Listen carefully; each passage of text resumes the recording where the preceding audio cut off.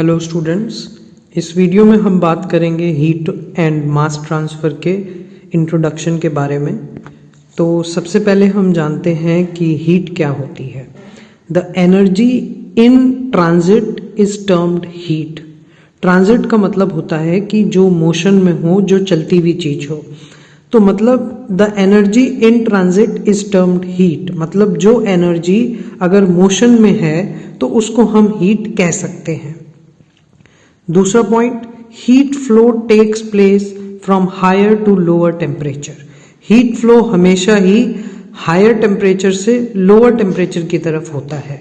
कभी भी low temperature से हाई टेम्परेचर हीट फ्लो नहीं करती, हमेशा हाई टेम्परेचर से लो टेम्परेचर हीट जो है वो फ्लो करती है। The substances expand on heating. अगर कोई सब्सटेंस है तो वो एक्सपैंड करेगा हीट करने पे। अगर हम किसी बॉडी को हीट करेंगे या उसको अगर हम टेम्परेचर उसका इंक्रीज करेंगे तो वो बॉडी जो है एक्सपैंड करेगी। एक्सपैंड मतलब वो अपनी शेप से जो है और ज़्यादा अलग शेप में चेंज होगी, मतलब उसकी शेप में चेंज आएगा और वो चेंज जो होगा वो पॉजिटिव की तरफ होगा। When a body is heated or cooled, its weight does not change. अगर हम किसी बॉडी को हीट करें या उसको कूल करें तो उसके वेट में कोई चेंज नहीं आता, उसका वेट वैसे का वैसे ही रहता है। Heat is a form of energy. ये सब हम जानते हैं कि हीट जो है एक फॉर्म ऑफ एनर्जी है।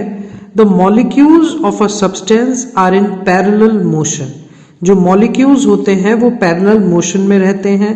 The mean kinetic energy per molecule of the substance is proportional to its absolute temperature.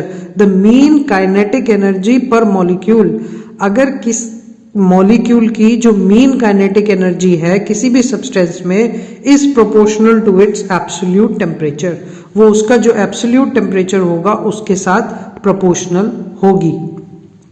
The atoms in a molecule vibrate with respect to one another.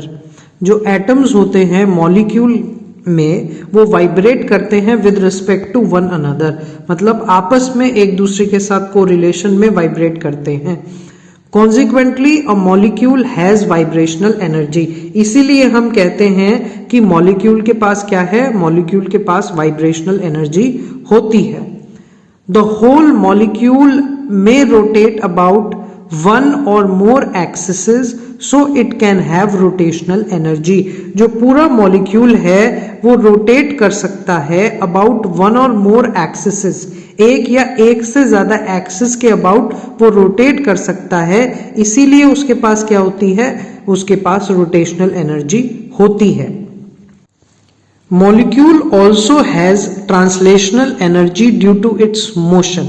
क्योंकि मॉलिक्यूल जो है motion में रहता है इसीलिए उसके पास translational energy भी होती है। Kinetic energy of a molecule, अगर हम किसी काइनेटिक एनर्जी मॉलिक्यूल के बारे में बात करें, इट इज इक्वल्स टू, ये समीशन होता है तीन चीजों का।